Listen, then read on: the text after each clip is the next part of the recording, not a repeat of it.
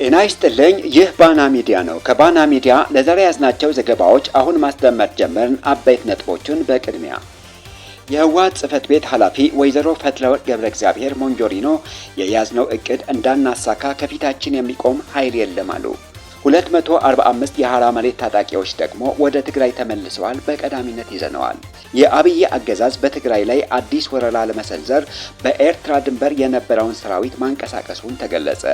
ህወሓት በበኩሉ ባጫ ደበሌና መሰሎቻቸው ከወዲሁ ማረፊያቸውን እንዲፈልጉ አሳስበዋል። እንመለከተዋለን። የብልጽግና አገዛዝን ለማስወገድ በሚል እየተደረጉ ያሉ ጽምዶ ወይ ጥምረቶች አደጋ ተደቅኖባቸዋል ሲሉ ፖለቲከኛ ልደቱ አያሌው ገለጹ።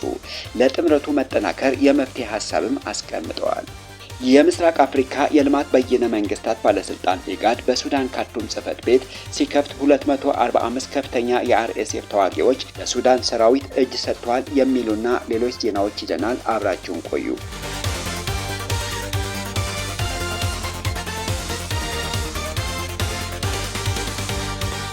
የህወሓት ጽህፈት ቤት ኃላፊ ወይዘሮ ፈትለወርቅ ገብረ እግዚአብሔር ሞንጆሪኖ የትግራይን ህዝብ ህልውና ለማረጋገጥ የተያዘውን እቅድ የሚያቆመን ምንም አይነት ኃይል እንደሌለ አበክረው ገለጹ።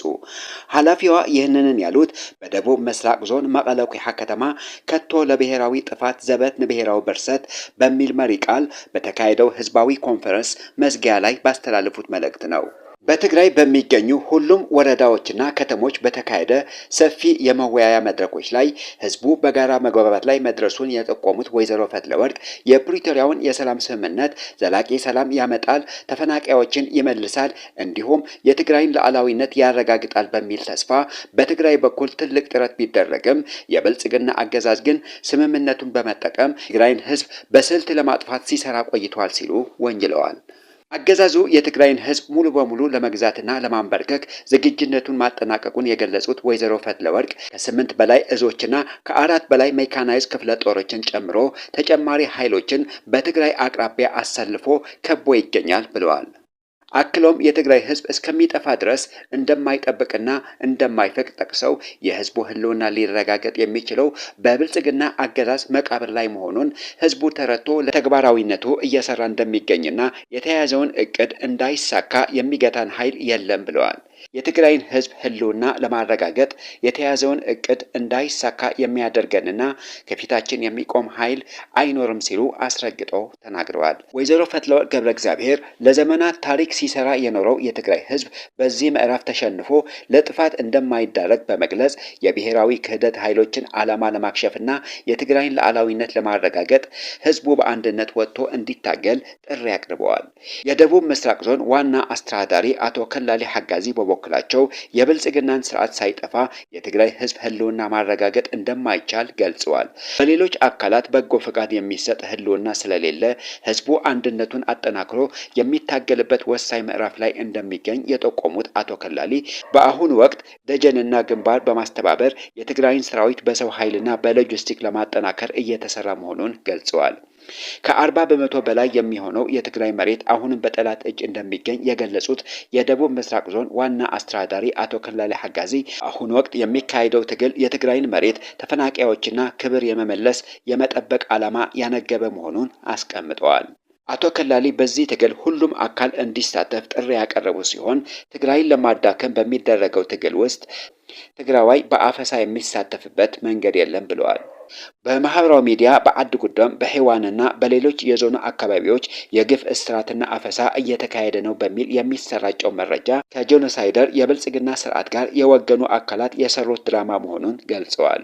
ጠላት የትግራይን ህዝብ አንበርክኮ ለመግዛትና ዋና የመከታ አቅሞችን ለማፍረስ ያደረገውን ጥረት እንዳልተሳካለት የጠቀሱት ዋና አስተዳዳሪው የትግራይ ህዝብ፣ የትግራይ ሰራዊት፣ የትግራይ መንግስትና የህወሓት ድርጅት ለማፍረስ እንዲሁም ህዝቡን በአካባቢያዊነት ለመከፋፈል የተሸረበውን ሴራ መክሸፉን አብራርተዋል። በተጨማሪም ሐራ መሬት በሚል ስም ተደናግረው ከዞኑ ወደ አፋር ክልል ሂደው የነበሩ 245 ታጋዮች ወደ ቀያቸው መመለሳቸውን የተናገሩት አቶ ከላሊ እስካሁን ያልተመለሱ ሌሎች ተጋሩ በሰላማዊ መንገድ ወደ ቀያቸው እንዲመለሱ ጥሪ አቅርበዋል።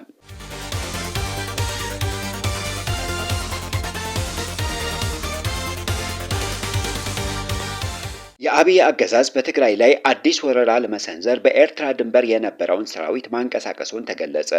የአብይ አህመድ አገዛዝ ቀይ ባህርን አስመልሳለሁ በሚል በኤርትራ መስመር አስፍሮት የነበረውን ሰራዊት በሎጊያና ሚሌ መስመር ላይ ወደ ጉንዳጉንዶና ኢደ በተባሉ አካባቢዎች በማዘዋወር በትግራይ ላይ አዲስ ወረራ ለመክፈት ከፍተኛ የወታደራዊ ዝግጅት እያደረገ እንደሚገኝ ተገልጿል። ከአካባቢው የተገኙ መረጃዎች እንደሚያመላክቱት ከሆነ አገዛዙ በኤርትራ ድንበር የነበረውን ሰራዊት ወደ ጉንዳጉንዶና ኢደ መስመር በማስጠጋት እስከ 15 የሚደርሱ 23 ሚሜ መድፎችን አዘጋጅተዋል ተብለዋል።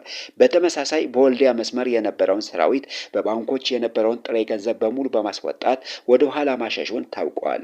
አገዛዙ ከምስራቅ እስከ ምዕራብ ትግራይ ባለው ረጅም የጦር ግንባር 8 እዞችንና 4 ሜካናይዝ ክፍለ ጦሮችን አሰልፎ የሚገኝ ሲሆን በተጨማሪም የሐራ መሬት የተከዘ ዘብና የሐጉምብርዳ ዘብ በሚሉ ስሞች ታጣቂ ሚሊሻዎችን በማሰባሰብ ለጥይት እራትነት ሊያቀርባቸው እንደተዘጋጀ ተጠቅሷል። የጦርነት ዝግጅትን አስመልክቶ የቀድሞ ጀነራልና በአሁኑ ወቅት የኢትዮጵያ አምባሳደር በኬንያ የሆኑ ባጫ ደበሌ በሰጡት አስተያየት ህወሓት ውጊያ ከጀመረ ውጊያውን የሚመራው አስመራ ሆኖ እንጂ መቀለ ሆኖ መምራት አይችልም ሲሉ ተናግረዋል። ጀነራል ባጫ ደበሌ በ2013 ዓ.ም በ10 ሺዎች የሚቆጠረው ሰራዊት አስበልተው በተማረኩበት ወቅት የተማረከውን ሰራዊት በፎቶሾፕ የተሰራ የኃይለ ገብረስላሴ ታላቁ ሩጫ ነው በማለት መግለጫ መስጠታቸው አይዘነጋም። ለጀነራል ባጫ ደበሌ አስተያየት ጠንካራ ምላሽ የሰጡት የህወሓት ቃል አቀባይ አቶ ሚካኤል አስገዶም ልጅ ለእናት ምጥ አስተማረች በሚል አባባል ንግግራቸውን የጀመሩ ሲሆን የትግራይ ህዝብ ቀዳሚ ምርጫውን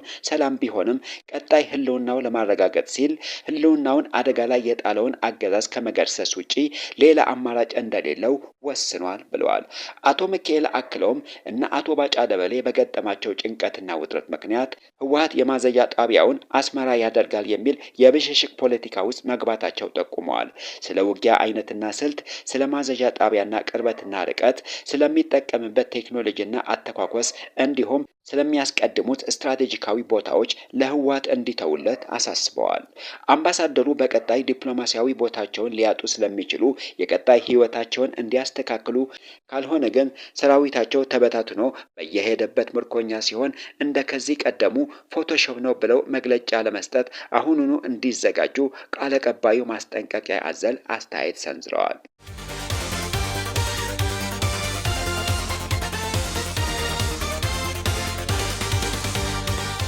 የብልጽግና አገዛዝ ለማስወገድ በሚል እየተደረጉ ያሉ ጽምዶ ወይ ጥምረቶች አደጋ ተደቅነውባቸዋል ሲሉ ፖለቲከኛ ልደቱ አያሌው ገለጹ። ለጥምረቱ መጠናከር የመፍትሄ ሀሳብ አስቀምጠዋል። በታዋቂው ፖለቲከኛ ልደቱ አያሌው ተጽፎ ሐምሌ 24 2018 ዓ.ም ይፋ በተደረገው በዚህ ሰነድ በአሁኑ ወቅት ሀገሪቱ የገጠማትን የህልውና አደጋና የትርምስ አዙሪት በወታደራዊ መንገድ ብቻ ሊፈታ እንደማይችል በመግለጽ የፖለቲካ ኃይሎችና የታጣቂ አካላት ጽምዶ መፍጠራቸው የሚደገፍ ቢሆንም እየተካሄደ ያለው ድብቅና ግልጽነት የጎደለው አካሄድ ግን አገሪቱን ወደ ባሰ ውድቀት ሊከታት እንደሚችል ማስጠንቀቂያ አዘል ሰጥተዋል። የአቶ ልደቱ ጽሑፍ እንደሚያስረዳው በአሁኑ ወቅት እየተካሄደ ያለው ጦርነትና የፖለቲካ ቀውስ የአገሪቱን የህልውና መሰረት ለከፍተኛ አደጋ ያጋለጠ ደረጃ ላይ ደርሰዋል። በአገሪቱ ላይ ያለው አገዛዝ የህዝብን ደህንነትና የሀገርን አንድነት ማስጠበቅ ባለመቻሉ አገሪቱ ሰላም አልባ ወደ ሆነችበትና ወደ ተደጋገመ የጦርነት አዙሪት ውስጥ እንድትገባ አድርጓታል። ይህንን አገራዊ ውድቀት ለማስቆም በኃይል ላይ የተመሰረተ ወታደራዊ እርምጃ ብቻውን ዘላቂ መፍትሄ ሊያመጣ እንደማይችል የሚገልጸው ሰነዱ ዘላቂ ሰላም ሊገኝ የሚችለው በፖለቲካዊ ውይይት፣ በሁለንተናዊ የሽግግር ሂደትና በኃይሎች መካከል በሚደረግ ህጋዊ ግልጽ ስምምነት ብቻ እንደሆነ ያብራራል። በኃይሎች መካከል የሚደረግ ጽምዶ ወይም ጥምረት ለሀገሪቱ አዎንታዊ ሚና ሊጫወት እንደሚችል ቢታመንም አሁን ባለው ሁኔታ ግን በርካታ መሰረታዊ ጥያቄዎች የተከበበ መሆኑ ጽሑፉ አስምሮበታል።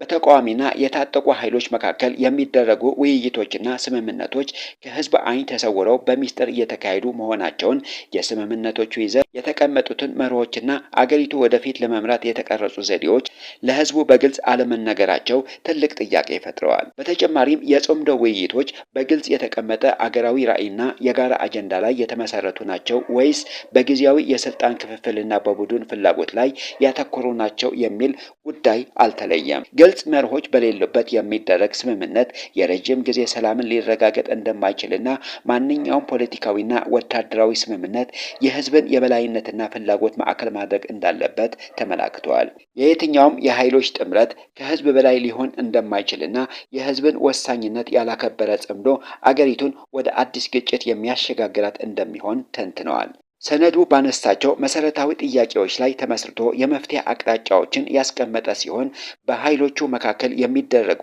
ማናቸውም የጽምዶ ስምምነቶችና ውይይቶች በሙሉ ለህዝብ ይፋ መደረግ እንዳለባቸውና ውሳኔዎች በሙሉ ህዝቡ የሚያውቋቸውና የሚቀበላቸው መሆን እንዳለባቸው ያሳስባል።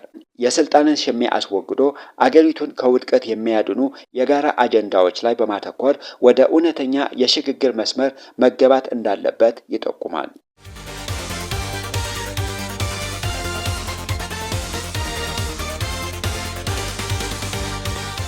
የብልጽግና ሚዲያዎች በሀገር ውስጥ ያሉ ውስብስብ ችግሮችን ወደ ውጭ ለማዞር ኤርትራ ላይ የስም ማጥፋት ዘመቻ ከፍተዋል ሲል የኤርትራ ኢንፎርሜሽን ሚኒስቴር አስታወቀ። በኢትዮጵያ መንግስት ቁጥጥር ስር ያሉ የመገናኛ ብዙሃን የኢትዮጵያ ዜና አገልግሎት ኢዜአ፣ ኢቢሲ እና ፋና ብሮድካስቲንግ ኮርፖሬት ጨምሮ ሌሎች ሚዲያዎች በቅርብ ሳምንታት በኤርትራ ሉዓላዊነትና ነጻነት ላይ ያተኮረ ተከታታይና ጠበኛ የሆነ የፕሮፓጋንዳ ዘመቻ በማካሄድ ላይ መሆናቸው የኤርትራ ኢንፎርሜሽን ሚኒስቴር አቶ የማነ ገብረ መስቀል ገልጸዋል። እነዚህ የመገናኛ ብዙሃን በተለይ በሀገር ውስጥ ስርጭታቸውን የሚያስተላልፏቸውን ዘገባዎች የቀድሞ የታሪክ ማዛባቶችና ቀጠናዊ ውጥረትን የሚቀሰቅሱ ንግግሮችን እንደገና በማንሰራራት ላይ ይገኛሉ ብለዋል።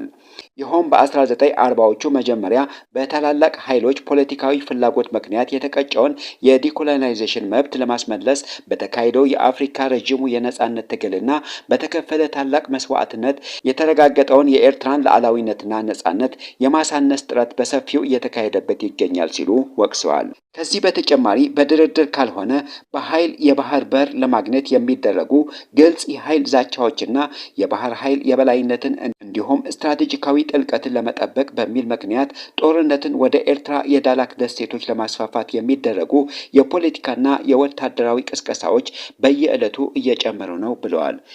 የወደብ አገልግሎት ክፍያን ላለመክፈል በሚል ሰበብ የሚደረገውን የወረራና የጦርነት ቅስቀሳ ምክንያታዊነት የጎደለው ነው ሲሉ ከሰዋል። እነዚህ ድርጊቶች በማንኛውም ሉዓላዊት ሀገር ዘንድ ተቀባይነት የሌላቸውና የታወቁት የዓለም አቀፍ ሕግ የቀይ መስመሮች ጥሰት መሆናቸው ገልጸዋል። በሀገር ውስጥ ያሉ ውስብስብ ችግሮችን ወደ ውጭ ለማዞር የሚደረገው ይህ ጥረት በምስራቅ አፍሪካ ቀጠና ተጨማሪ ወታደራዊና ፖለቲካዊ ውጥረቶችን እያበዛ እንደሚሆን በኤክስ ገጻቸው ጽፈዋል። ከሶማሊላንድ ጋር ከተፈራረመው ስምምነትና በሱዳን ቀውስ ውስጥ ከሚታየው ጣልቃ ገብነት ጋር ተያይዞ አሁን በኤርትራ ላይ የሚሰነዘሩት እነዚህ ዛቻዎች የቀጠናውን ሰላምና ደህንነት አሁንም በከፍተኛ ደረጃ አደጋ ላይ የሚጥሉ መሆናቸውን ጠቅሰዋል።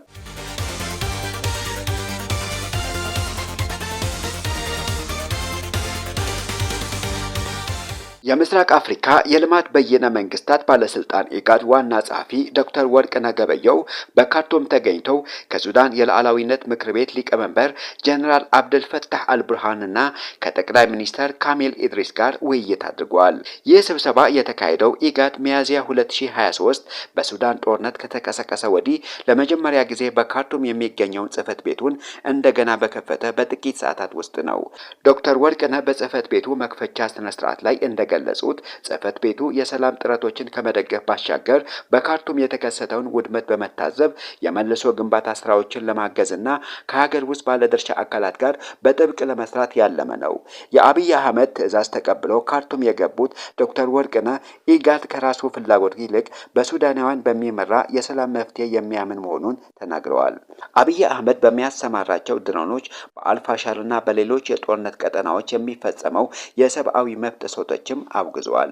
ሱዳን በቅርቡ ወደ ኢጋድ አባልነቷን የተመለሰች ሲሆን ቀጣይን የፖለቲካ ሂደት ለማቅናትና ኢጋድ ከአፍሪካ ህብረት፣ ከተባበሩት መንግስታት ድርጅት፣ ከአውሮፓ ህብረትና ከአረብ ሊግ ጋር በጋራ በመሆን የሰላም ጥረቱን የሚያመቻች ይሆናል ተብለዋል። በሌላ በኩል በሱዳን የሀገር ውስጥ ግጭት ላይ ትልቅ ወታደራዊ ለውጥ የሚያሳይ አዲስ ክስተት የተመዘገበ ሲሆን አልኑር፣ ያኑስና አሊ በተባሉ ታዋቂ አመራሮች የሚመሩ 45 የደራሽ ፈጣን ኃይል RSF ወታደሮች ሙሉ ወታደራዊ ትጥቃቸውን በመያዝ ለሱዳን መደበኛ ሰራዊት እጃቸውን ሰጥተዋል። ከነ ሙሉ ትጥቃቸው የተቀላቀሉት እነዚህ ወታደሮች በቀጥታ ከሱዳን መደበኛ መደበኛ ሰራዊት ጎን በመሰለፍ ወደ ግብረ ኃይልና ወታደራዊ ግዴታ እንደሚገቡ ተረጋግጧል። በተያያዘ ዜና በቀጠናው የሚገኘው የባህር ደህንነት በጋራ ለማስጠበቅ የሚያስችል አዲስ ባለብዙ ሀገራት የመከላከያ ጥረት በመስራት ላይ ይገኛል። የቀይ ባህር መስመር ከ10 በመቶ እስከ 15 በመቶ የሚሆነውን የዓለም አቀፍ የባህር ንግድ የእቃ መያዣ ኮንቴይነር ትራፊክና የነዳጅ ማጓጓዣ የሚያስተናግድ ወሳኝ የኢኮኖሚ መስመር ነው። ይህ አዲስ ስምምነት እንደ አውሮፓውያን አቆጣጠር 2020 በሱዳን፣ ሳዑዲ አረቢያ፣ ግብጽ፣ ዮርዳኖስ፣ ጅቡቲ፣ ሶማሊያ፣ ኤርትራና የመን መካከል ከተደረገው የትብብር ስምምነት የጎላ ልዩነት አለው። የ2020ው ስምምነት በመረጃ ልውውጥና በዲፕሎማሲያዊ ቅንጅት ላይ ብቻ የተወሰነ የነበረ ሲሆን አዲሱ ጥረት ግን የጋራ የእዝ መዋቅር ያለው ባለብዙ ሀገር የመከላከያ ማዕቀፍ በመዘርጋት ዓለም አቀፍ የባህር ላይ የንግድ መስመሮችን በወታደራዊ ኃይል በቀጥታ ለመጠበቅ አልመዋል።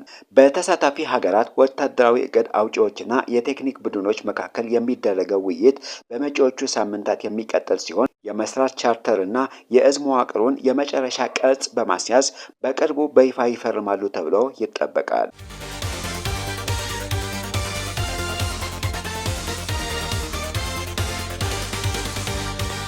የተከበራችሁ የባና ሚዲያ ተከታታዮች ለዛሬ ያዝናቸው ዜናዎች እነዚህን ይመስሉ ነበር። ስለተከታተላችሁን ከልብ እናመሰግናለን። መረጃዎቻችን ለሌሎችም እንዲደርሱ ቪዲዮውን ላይክ እና ሼር ማድረጋችሁን እንዳትረሱ።